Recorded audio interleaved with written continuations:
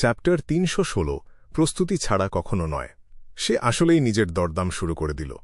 ভ্যাম্পায়ারের এই অদ্ভুত আবদার শুনে ক্লাইন একই সাথে বিরক্ত এবং বেশ মজাও পেল। সে তার সামনে দাঁড়িয়ে থাকা বিশপ উট্রাভস্কির দিকে তাকাল এবং জিজ্ঞেস করল, ফাদার, আমি কি আপনার ওই মোমবাতিটা একবার ধার পেতে পারি? ওই যেটা আপনি গতবার ব্যবহার করেছিলেন। সেটার নামটা ঠিক যেন কি ছিল, আমি ভুলে গিয়েছি। বিশপ উট্রাভস্কি উত্তর দেওয়ার আগেই বেসমেন্টে বন্দী থাকা সেই ভ্যাম্পায়ার বেশ চমকে যাওয়া গলায় চিৎকার করে উঠল, তুমি কি করতে চাইছ? তুমি ঠিক কি করতে চাইছ? ঠিক সেই মুহূর্তে বিশপ উট্রাভস্কি বেশ শান্ত এবং দয়ালু স্বরে উত্তর দিল, এটার নাম মেন্টাল টেরর ক্যান্ডেল। কিন্তু তুমি এটা কিসের জন্য ধার নিতে চাইছ? ফাদার, আপনি সত্যিই খুব সমজদার, নিজে থেকেই ঠিকঠাক প্রশ্নটা করেছেন। ক্লাইনের ঠোঁটের কোণে একটা রহস্যময় হাসি ফুটে উঠল। সে বলল, আমি এটা দিয়ে আমাদের এই ভ্যাম্পায়ার বন্ধুর মনের একেবারে গভীরতম অংশে কিছু অনুসন্ধান চালাতে চাইছি। আপনি তো জানেনই, এই ব্যাপারে আমার সহজাত প্রতিভা আছে এবং আমি এই ধরনের কাজে বেশ পটু। ক্লাইনের কথা শেষ হওয়ার আগেই বেসমেন্টের ভেতর থেকে সেই ভ্যাম্পায়ার চিৎকার করে উঠল, হারামজাদা, নিজের এই কুবুদ্ধি মাথা থেকে ঝেড়ে ফেলো। তুমি যদি একজন অভিজাত স্যাঙ্গুইনের সাথে এমন কিছু করো তবে তোমাকে অভিশাপ দেওয়া হবে। এই শোনো, আমি বলবো, আমি সব বলবো। আমি তোমাকে ওই মাস্টার কিরও সব রহস্য বলে দিচ্ছি। ক্লাইন সাথে সাথেই মৃদু হাসল। সে বলল, আপনার এই সহযোগিতার জন্য অসংখ্য ধন্যবাদ। ওই নোংরা বুড়োর বন্ধু নিশ্চয়ই কোনো ভালো মানুষ হবে না। স্যাঙ্গুইন হিসেবে আমি শুধু হাসপাতালে গিয়েছিলাম রক্ত চুরি করে খাওয়ার জন্য, কিন্তু শেষমেশ এখানে এসে আটকা পড়লাম কেন? আর কেনই বা আমাকে এই কানের কাছে ভনভন করা মাছির মতো লাইফ বাইবেল শুনতে হচ্ছে? বেসমেন্টের ভেতর থেকে সেই ভ্যাম্পায়ার রাগে গজগজ করতে করতে নালিশ জানাল, সত্যি কথা বলতে কি, তুমি যদি আসলেই সেই হও যেটা তুমি দাবি করছ, আর যদি আমার সাথে তোমার পথে দেখা হতো, তবে বড়জোর আমি তোমাকে একটা সতর্কতা দিয়ে ছেড়ে দিতাম। কিন্তু দুর্ভাগ্যবশত তুমি পথ হারিয়ে এই চার্চে ঢুকে পড়েছ। আর তোমার সামনে যে বিশপ পড়েছেন, তিনি একসময় মানুষকে পাইকারি হারে খুন করতেন এবং মারামারি করাটা দারুণ উপভোগ করতেন। যদিও এখন তিনি অনেক বেশি ধার্মিক এবং অনুতপ্ত। তোমার এই কপাল মন্দ ছাড়া আর কিছুই নয়, তবে বিশপ উট্রাভস্কি এখন যেভাবে নিজেকে বদলে ফেলেছেন তাতে তিনি তোমার কোনো বড় ক্ষতি করবেন বলে মনে হয় না। বড়জোর তিনি তোমাকে সারা জীবন তার পাশেই আটকে রেখে দেবেন। ক্লাইন মনে মনে কথাগুলো ভাবল, কিন্তু মুখে কিছুই বলল না। বেসমেন্টের ভ্যাম্পায়ার কিছুক্ষণ চুপ থেকে আবার বলা শুরু করল, প্রায় 1 মাস আগের কথা। আমি সাউথ বরোর একটা হাসপাতালে রক্ত চুরি করতে গিয়েছিলাম এবং সেখানেই একজন চোরের সাথে আমার দেখা হয়। সে আসলে হাসপাতালের অর্থ বিভাগে ঢুকতে চেয়েছিল, কিন্তু শেষমেশ পথ হারিয়ে ফেলেছিল। সে ব্লাড ব্যাংকের দরজা খুলে ফেলে এবং হাতে নাতে আমার কাছে ধরা পড়ে যায়। তার কাছেই ওই মাস্টার কি ছিল। সে আমাকে বলেছিল যে সে একটা বিশেষ বাড়িতে চুরি করতে গিয়ে ওটা পেয়েছিল। এর পাশাপাশি সে হীরা বসানো একটা পকেট ঘড়িও পেয়েছিল। ওই বাড়ির বেসমেন্টে। প্রথমে সে ভেবেছিল যে ওই চাবিটা কোনো বিশেষ রুম বা সিন্দুকের হবে, কিন্তু কয়েকবার চেষ্টা করার পর সে বুঝতে পারল যে ওই চাবি দিয়ে সব ধরনের দরজাই খোলা সম্ভব। একটা চোরের জন্য এর চেয়ে বড় পাওয়া আর কি হতে পারে? এরপর থেকে সে দারুণ সব সফল চুরির কাজ করে বেরিয়েছে, যতক্ষণ না আমার হাতে ধরা পড়ল এবং আমি ওর চাবিটা কেড়ে নিলাম। ধ্যাত, আমি তখন মোটেও ভাবিনি যে এই চাবিটা কাউকে বারবার পথ ভুলিয়ে দেবে। আমার করা ডেফিনেশনে আমি যা দেখেছিলাম তার সাথে তো হুবহু মিলে যাচ্ছে। কিন্তু মাস্টার কিরো ওপর কি কোনো অভিশাপ আছে? এর আগের মালিক ধরা পড়েছিল, কারণ সে পথ হারিয়ে ফেলেছিল, আর তার আগের মালিকও হাতে নাতে ধরা পড়েছিল একই কারণে। সম্ভবত আমার উচিত ওটা গ্রেফগের ওপরে সেই স্পেসে রেখে দেওয়া এবং দরকারের সময় ওখান থেকে বের করা, কিন্তু সেটা করা অনেক বেশি ঝামেলার হবে এবং অনেক কাজে দেরি করে দিতে পারে। ক্লাইন নিজের মুখের ভাব গোপন রাখল এবং বেশ শান্ত গলায় জিজ্ঞেস করল, ওই চোর কি বলেছিল যে সে ওটা কোথা থেকে চুরি করেছে? বেসমেন্টের ভ্যাম্পায়ার বিড়বিড় করে বলল, তুমি কি আমার বুদ্ধিমত্তা নিয়ে সন্দেহ করছ? আমি কি আর এই প্রশ্নটা না করে থাকতে পারি?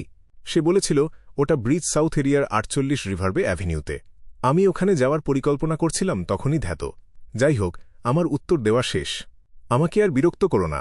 ক্লাইন উত্তর পাওয়া মাত্রই চলে গেল না, বরং সে ধীরে ধীরে আধা পেনির একটা তামার কয়েন বের করল এবং নিচু স্বরে বিড়বিড় করে বলল, সে মিথ্যে বলছে। 7 বার একই কথা বলার পর ক্লাইনের চোখ দুটো কিছুটা অন্ধকার হয়ে আসলো এবং সে কয়েনটাকে শূন্যে ছুঁড়ে দিল। কয়েনটা শূন্যে কয়েকবার ঘুরে তার হাতের তালুর ওপর এসে পড়ল। এটা হেড ছিল, যার মানে উত্তরটা ইতিবাচক। অর্থাৎ ভ্যাম্পায়ারটা মিথ্যে বলছে। চোরের বর্ণনাটা আমি ডিভিনেশনে যা দেখেছি তার সাথে হুবহু মিলে গেছে, তাই ওগুলো ঠিকই আছে। ভ্যাম্পায়ারটা নিশ্চয়ই ঠিকানা নিয়ে মিথ্যে বলেছে। ক্লাইন বিশপ উট্রাভস্কির দিকে তাকালো এবং মৃদু হেসে বলল, সে মিথ্যে বলেছে। ওর মিথ্যে বলার কারণটা আমাকে একবার ভেবে দেখতে দিন। আমি এই ঘটনার সাথে কোনোভাবেই জড়িত নই, তাই আমার ওপর রাগ ঝেড়ে প্রতিশোধ নেওয়াটা ওর জন্য একদমই বুদ্ধিমানের কাজ হবে না। সেটা ওর পরিস্থিতির জন্য উল্টো ক্ষতিকর হতে পারে। তাই আমার মনে হচ্ছে সে আসলে এই ঠিকানা ব্যবহার করে সাহায্যের জন্য লোক ডাকছে। ওই ঠিকানাটা সম্ভবত ওর কোনো সঙ্গীর হতে পারে। ফাদার, আপনি কি একবার ওখানে যাওয়ার কথা ভাবছেন? বেসমেন্টের ভেতরটা হঠাৎই নীরব হয়ে গেল। কয়েক সেকেন্ড পর ভ্যাম্পায়ারটা হাসল এবং বলল, আমি আসলে অত সহজে তোমাকে সত্যিটা বলতে চাইনি। তুমি আমাকে ভয় দেখিয়েছিলে, তাই আমি প্রতিশোধ নিতে মিথ্যে বলেছি। এটা কি একদমই স্বাভাবিক নয়?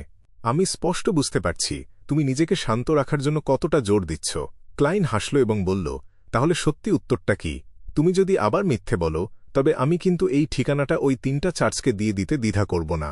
আমি শুধু বলবো যে সাম্প্রতিক সিরিয়াল কিলিংয়ের সাথে এই ঠিকানার কোনো সম্পর্ক থাকতে পারে। মানুষরা আসলেই খুব নিষ্ঠুর হয়। ভ্যাম্পায়ারটা দাঁতে দাঁত চেপে দীর্ঘশ্বাস ফেলল। সেটা ছিল ব্রিজ সাউথ এরিয়ার 32 ভার্ডি স্ট্রিট। ক্লাইন আবার কয়েনটা ছুঁড়ল এবং এবার নিশ্চিত হল যে ভ্যাম্পায়ার মিথ্যে বলছে না। মনে হচ্ছে ভ্যাম্পায়ারদের ডেফিনেশনে বাধা দেওয়ার মতো কোনো ক্ষমতা নেই। ফিরে গিয়ে একবার গ্রেভ হগের ওপর ওটা নিশ্চিত করে নিতে হবে। ক্লাইন তার হাত বুকের ওপর রাখল এবং ওই ভারী পাথরের দরজার দিকে মুখ করে মাথা নোয়াল। আপনার এই সহযোগিতার জন্য ধন্যবাদ। বেসমেন্টের ভেতর থেকে ভ্যাম্পায়ারটা বেশ বিরক্ত গলায় উত্তর দিল। ক্লাইন যখন চলে যাওয়ার জন্য পা বাড়াল, ভ্যাম্পায়ারটা হঠাৎ চিৎকার করে বলল, মনে রেখো আমার নাম এমলিন হোয়াইট। মনে রেখো আমার নাম এমলিন হোয়াইট। আমি কেন তোমার নাম মনে রাখব? আমি তো আর তোমাকে উদ্ধার করতে আসছি না। কোনো প্রস্তুতি ছাড়া এবং হোমগ্রাউন্ডের সুবিধা ছাড়া আমি ফাদার উট্রাভস্কির ধারে কাছেও টিকতে পারব না। আর তার কাছে রক্ত দেওয়ার মতো অদ্ভুত একটা আইটেমও আছে। এমন কি হতে পারে যে এই ভ্যাম্পায়ারের কোনো সঙ্গী পুরস্কার ঘোষণা করেছে এবং সে চাচ্ছে আমি যাতে এই তথ্যটা বিক্রি করি। ক্লাইন এক মুহূর্তের জন্য কিছুটা অবাক হল এবং তারপর আর কোনো কথা না বলে হারভেস্ট চার্চ থেকে বেরিয়ে আসল। একটা নির্জন জায়গা খুঁজে পাওয়ার পর সে তার বাম হাতের কবজি থেকে স্পিরিট পেন্ডুলামটা খুলে নিল এবং ডিভিনেশন শুরু করল যে এই মুহূর্তেই তার 32 ভার্ডি স্ট্রিটে যাওয়া উচিত হবে কিনা। সে যে উত্তর পেল তাতে বোঝা গেল সেখানে কিছুটা বিপদ আছে, তবে সেটা খুব বেশি কিছু নয়। বিপদ তো আছেই, কিন্তু সেই বিপদটা ঠিক কিসের? সেটা ঠিক কেমন হতে পারে? ক্লাইন পরিস্থিতিটা খুব মন দিয়ে বিশ্লেষণ করল। সে সন্দেহ করল যে ওই অ্যাপ্রেন্টিস যে নিয়ন্ত্রণ হারিয়ে মারা গিয়েছিল, সে হয়তো তার তীব্র ক্ষোভের কারণে কোনো প্রেতাত্মায় পরিণত হয়েছে। আর সম্ভবত সে বেশ শক্তিশালীও। না, সেটা ঠিক হতে পারে না। ওই চোর তো মাস্টার কি নিয়ে অনায়াসেই কোনো ঝামেলা ছাড়াই বেরিয়ে এসেছিল। এমন কি হতে পারে যে বিপদটা ওই বাড়ির অন্য কোনো গোপন জায়গায় লুকিয়ে আছে? ক্লাইন কিছুক্ষণ চিন্তা করল এবং ঠিক করল যে পর্যাপ্ত প্রস্তুতি নিয়েই তার সেখানে যাওয়া উচিত। সে এমন কোনো পরিস্থিতিতে নিজেকে জড়াতে চায় না যেখানে তার বর্তমান বিয়ন্ডার ক্ষমতা দিয়ে সে শত্রুর মোকাবিলা করতে পারবে না। কমপক্ষে আমাকে এমন বুলেট কেনা পর্যন্ত অপেক্ষা করতে হবে যেটা দিয়ে প্রেতাত্মাদের কাবু করা যায়। সে মাথা নেড়ে সায় দিল। এই কথা ভাবার সাথে সাথেই এবং বিশপ উট্রাভস্কির সাথে আগের লড়াইটার কথা মাথায় রেখে ক্লাইন হঠাৎ বুঝতে পারল যে একজন ম্যাজিশিয়ানের প্রথম নীতিটা সে অনুধাবন করতে পেরেছে। সেই নীতিটা হল প্রস্তুতি ছাড়া কখনো পারফর্ম করতে নেই। এর অন্যথা হলে কাজটা পণ্ড হওয়ার সম্ভাবনা অনেক বেড়ে যায়। ক্লাইন মনে মনে কথাগুলো গুছিয়ে নিল।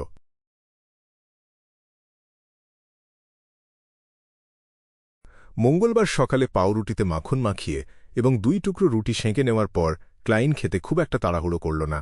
সে দরজা খুলে চিঠিপত্র রাখার বক্স থেকে সেদিনের খবরের কাগজটা নিয়ে আসল। আরে, এখানে তো একটা চিঠিও আছে। সে খবরের কাগজের ভেতর থেকে চিঠিটা বের করল এবং ডাইনিং রুমে ফেরার সময় খামটার উপর একবার চোখ বুলাল। এটা স্টুয়ার্টের কাছ থেকে এসেছে। মনে হচ্ছে সে তার প্রাথমিক তদন্ত শেষ করে ফেলেছে। ক্লাইন মাথা নেড়ে সায় দিল এবং খামটা ছিঁড়ে ভেতরের কাগজটা বের করল। সে ডাইনিং টেবিলের চেয়ারে বসে ওটা পড়তে শুরু করল। স্টুয়ার্ট দাবি করেছে যে 2 সন্দেহভাজনের মধ্যে অস্বাভাবিক কোনো আচরণ লক্ষ্য করা যায়নি। তাদের একজন মুদি দোকানে নিজেকে ব্যস্ত রেখেছে এবং নিজের স্ত্রী সন্তানদের দেখাশোনা করছে। সে একেবারেই সাধারণ একটা জীবন পার করছে। অন্যদিকে অন্যজন নানা ধরনের অস্থায়ী কাজ করে বেড়াচ্ছে এবং জীবন চালানোর জন্য কঠোর পরিশ্রম করছে। তাদের কারোর মধ্যেই খিটখিটে মেজাজ বা মারামারি করার কোনো প্রবণতা দেখা যায়নি। এমনকি তারা নিজেদের কোনো রুমে আলাদাভাবে বন্দী করে রাখছে না। চিঠির শেষে স্টুয়ার্ট ইস্ট বড়োর ভয়াবহ পরিস্থিতির কথা উল্লেখ করে দুঃখ প্রকাশ করেছে এবং প্রতিজ্ঞা করেছে যে সে পর্যাপ্ত টাকা জমাবে যাতে বৃদ্ধ বয়সে তাকে সেখানে থাকতে না হয়। আপনার সাহায্যের জন্য ধন্যবাদ। অন্য কোনো সূত্র পেলে আমি অবশ্যই আপনাদের সবার সাথে সেটা শেয়ার করব।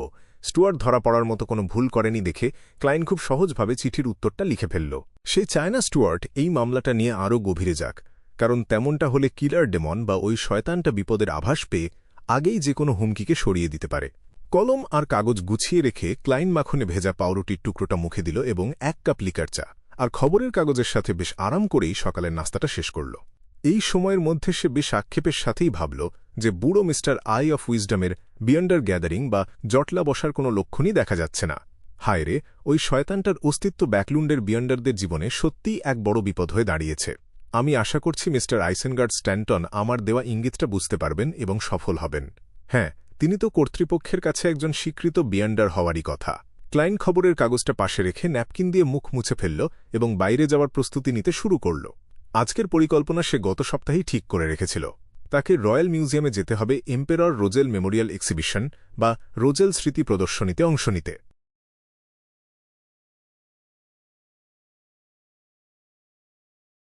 এমপ্রেস বড় এলাকায় আর্ল হলের বিশাল আলিশান ভিলা। অড্রে হালকা লেসের তৈরি একটা পোশাক পরেছে এবং গায়ে দুধের মতো সাদা পশমি চাদর জড়িয়ে নিজের ব্যক্তিগত পরিচারিকা অ্যানির জন্য অপেক্ষা করছে। অ্যানি তাকে মুক্ত বসানো একটা নরম হ্যাট এবং পাতলা জালের নেকাব পরে নিতে সাহায্য করছে। তার পাশেই সুসি বসেছিল এবং তার গলায় একটা সুন্দর ফিতা বাঁধা ছিল। আমার মিষ্টি রাজকুমারী, তুমি কোথায় যাওয়ার পরিকল্পনা করছ? আর্ল হল সিঁড়ি দিয়ে নামতে নামতে নিজের চিকন গোঁফে হাত বুলিয়ে জিজ্ঞেস করলেন। অড্রে উজ্জ্বল চোখে উত্তর দিল, বাবা, আমি রোজেল স্মৃতি প্রদর্শনীতে যাওয়ার পরিকল্পনা করছি। আমি এম্পেরর রোজেলের আসল ডায়েরিগুলো এক নজর দেখে নিতে পারব এবং মিস্টার ফুলের জন্য কয়েকটা পাওয়ার সুযোগ খুঁজব। সে মনে মনে কথাগুলো ভাবল। আর্ল হল বিড়বিড় করে বললেন, তুমি আজই কেন যাচ্ছ? আজকে তো প্রচুর ভিড় হবে এবং পরিবেশটা বেশ বিশৃঙ্খল থাকতে পারে। ঠিক আছে, আমি কাউকে বলবো যাতে বাষ্প এবং যন্ত্রপাতির দেবতার চার্চের সাথে যোগাযোগ করে। অফিসিয়াল প্রদর্শনী শেষ হয়ে যাওয়ার পর তারা বিশেষভাবে তোমার এবং তোমার বন্ধুদের জন্য আধবেলার জন্য মিউজিয়ামটা খুলে দেবে। তাতে তুমি শান্তিতে কোনো ঝামেলা ছাড়াই ঘুরে দেখতে পারবে। যদি তোমার বিশেষ কোনো কিছু খুব কাছ থেকে দেখার ইচ্ছে থাকে তবে তুমি সরাসরি তাদের সাথে কথা বলতে পারবে। যদি তাই হয় তবে তো সেটা আরও ভালো হবে। আমি সরাসরি ওই প্রদর্শনীতে রাখা ডায়েরিগুলোর পাতা উল্টে দেখতে পারব। অড্রে তার স্কার্টটা একটু ওপরে তুলে কুর্নিশ করল। ধন্যবাদ, আমার হ্যান্ডজাম আর্ল হল টিলডে।